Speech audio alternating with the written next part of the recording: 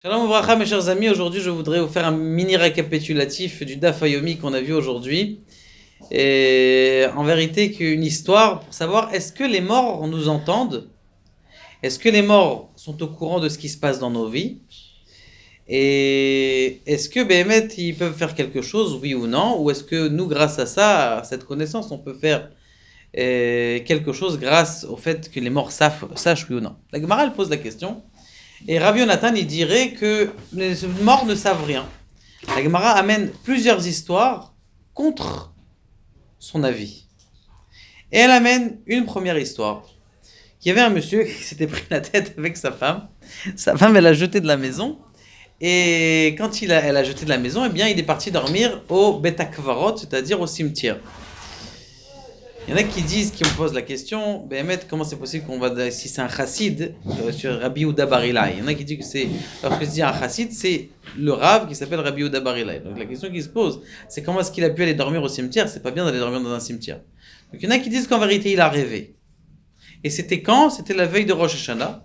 Mais nous, on va penser ce qui a marqué que Béhémet, il est parti dormir au cimetière. Ou peut-être c'était pas à côté des tombes, il est parti dormir au cimetière.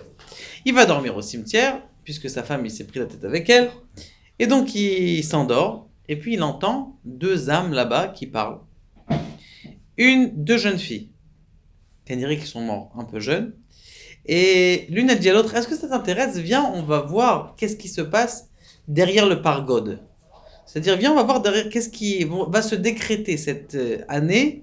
Pour toute cette année, quels sont les décrets, les mauvais décrets qu'il va avoir dans le monde. Alors, il y a une des filles qui dit, écoute, moi je peux pas y aller, vas-y toi. Il dit, pourquoi tu peux pas venir? Il dit, parce que je suis enterré dans un cercueil qui n'est pas un cercueil, c'est un cercueil avec des petits roseaux. Et j'ai trop honte de venir comme ça. Donc, ils ont honte et Kaniré, ils souffrent de aussi la fonction dans laquelle ils sont, la façon dans laquelle ils sont enterrés. Donc, cette fille, qu'est-ce qu'elle fait? Elle s'envole, elle va me'achoré à Pargod. À Pargod, ça veut dire c'est l'endroit du décret céleste où est-ce que les décrets de ce qui va se passer dans le monde, ils vont arriver. Est-ce qu'il va avoir la pluie? Est-ce qu'il va avoir comment on appelle ça, les Somaliens, ils vont manger cette année? Est-ce que toutes ces choses-là? Et ce qui se passe, c'est que et donc elle entend, et elle a dit tout celui, elle descend, elle redescend, elle vient voir sa copine. Alors, qu'est-ce qu'ils ont dit là-haut? Dis-moi. Il dit, écoute, tout celui qui va semer la première saison, eh bien, la deuxième saison, ça va être englouti et ils vont perdre leur argent. Voilà, c'est ce qu'ils entendent. Shalom, shalom, ils se réveillent. Ils disent, moi, je plante aussi.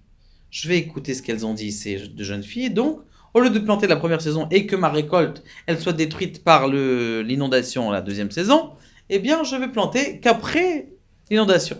En effet, c'est ce qui s'est passé. À la deuxième saison, lui, il a commencé à planter. D'accord? L'éboulement est arrivé. Donc, ça, puisque les gerbes, ils n'étaient pas encore, ça lui a rien fait. Et donc, son plan est... Et donc, il a dit, tout le monde avait pas un seul gerbe, une épi de blé. Et moi, j'avais tout. Donc, il est devenu très riche. Très bien. Il a dit, c'est un bon investissement pour savoir quelle cote en bourse elle va amener. L'année d'après, il est parti faire la même chose à Rosh Hashanah. Il est parti dormir à cet endroit au cimetière où, selon notre avis, il est parti rêver. Il a rêvé que c'était le contraire. Que celui qui allait planter le deuxième, eh bien, ça allait sécher. Parce qu'il va avoir le soleil trop fort. Mais celui qui prend de la première, ça va bien se passer. Donc, qu'est-ce qu'ils ont fait tout le monde? L'année dernière, on s'est fait rouler. On a fait planter, et donc, on a planté là au début, et donc, on a perdu. Maintenant, ça va être le contraire, c'est ce qui s'est passé. Lui, il avait de l'argent, et la troisième année, sa femme, elle réfléchit encore, elle dit, dis-moi toi, comment ça se fait que ça fait 2 ans que t'es riche là comme ça? C'est pas normal, et que toi t'as toujours une récolte, alors qu'elle n'a pas de récolte, alors que les autres n'ont pas de récolte? Il a dit, écoute, je vais te dire la vérité. Et il lui a dit la vérité, je vais dormir la veille de Rosh Hashanah, la veille du début de l'année, et j'entends tout ce qui se passe, et comme ça, Très bien. Sa femme, elle a écouté. Ils se sont pris la tête. Cette femme-là, elle s'est pris la tête avec la mère de la fille qui était enterrée. Et donc, Kaniré, ils étaient au courant de ce qui s'est passé, comme quoi elle était enterrée dans des canim, dans des roseaux, et l'autre elle n'était pas enterrée dans des roseaux. Qu'est-ce qu'il est parti faire? Ce chassid, il a dit, je vais à la troisième année, il est parti à la troisième année, et il a entendu là-bas les deux filles, allez viens on va. Il dit non, je ne veux pas te dire qu'est-ce qui se passe là-haut, parce que Kaniré, les vivants, ils sont au courant de ce qui se passe. Il y a quelqu'un qui nous écoute ici. À cause de l'histoire de sa femme qu'elle a fait avec la mère de celle qui était enterrée de mauvaise façon, il y a eu des histoires, et donc, ils sont au courant. Et donc, chut, motus et bouche cousue, on dit plus rien. La Gemara a dit, de là la preuve, que les morts entendent et connaissent ce que les vivants, eh bien, ils vivent sur terre. Ça, c'est la première chose. La deuxième histoire que la Gemara elle raconte que Shmuel, le père de Shmuel, est mort. Le père de Shmuel est nifta. Et le problème, c'est que Shmuel, il avait des enveloppes qu'il gardait, en tout cas de l'argent qu'il gardait, des orphelins. Et donc, lui, il a eu peur, il a eu très peur. Il a dit, ils vont dire que je vole l'argent des orphelins, parce que c'est mon père qui le garde, c'est le gabaï de ça. Donc, qu'est-ce qu'il est parti faire? Il est parti au cimetière, et il a crié, Abba, Abba, il a commencé à crier. Il a dit, alors les morts, ils ont commencé à lui dire, il y a plein de papas ici. Il dit, Abba Baraba. Il dit, il y en a plein des papas, fils de papa. Il dit, Abba Baraba, à voix des Shmuel, le père de Shmuel. Est-ce qu'il est là? Alors, il y a les morts qui étaient là-bas, quand il ira au cimetière.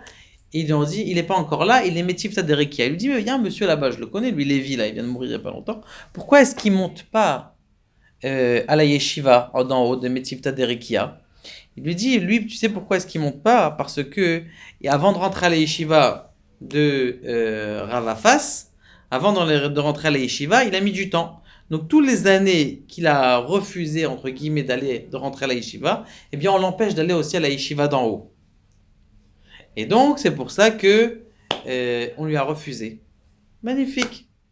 Et il lui dit, alors, entre-temps, il y a son père qui descend. Papa, comment ça va? Regarde, l'argent des orphelins, ils la veulent. Où est-ce qu'elle est? Il lui a dit, l'argent des orphelins, elle est sous le moulin, va le chercher là-bas. L'enveloppe du dessous et l'argent d'au-dessus, c'est à nous. Celle du milieu, c'est de l'orphelin. Ok, très bien. Et il lui a dit, pourquoi est-ce que Lévi est à l'extérieur? Et il lui dit, parce que Lévi est à l'extérieur, il lui a répété la même chose. Il lui a dit, mais et toi, chez toi, donc Shmuel, tu es une grande personne, tu es considéré. Il dit, alors, est-ce que pour mon mérite, je peux faire rentrer Lévi? Il dit, oui, par ton mérite, tu peux faire rentrer Lévi. Et donc, ce qui se passe, c'est que il a prié pour Lévi, c'est pour ça qu'on prie pour les morts, et grâce à ça, Lévi, il a pu monter, il a pu monter à la yeshiva d'en haut. La Gemara, elle fait la maskana, Behemet, les morts savent ce qui se passe chez nous. Et aussi, ils ont la possibilité, en fonction ou à cause de nous, si par exemple un enfant il n'écoute pas bien, il n'est pas bien dans ce que la Torah dit, eh bien le père il peut souffrir à cause de lui. Et donc, eux ils peuvent souffrir et ils peuvent être contents aussi. Et en tout cas, ils peuvent savoir ce qui se passe chez nous. Et bien sûr, ça dépend de quel moment, à quel endroit je suis. Et Azat Hashem, si juste on sait ça, alors on espérera qu'on fera les choses avec une plus grande conscience. Baruch Adonai, Amen.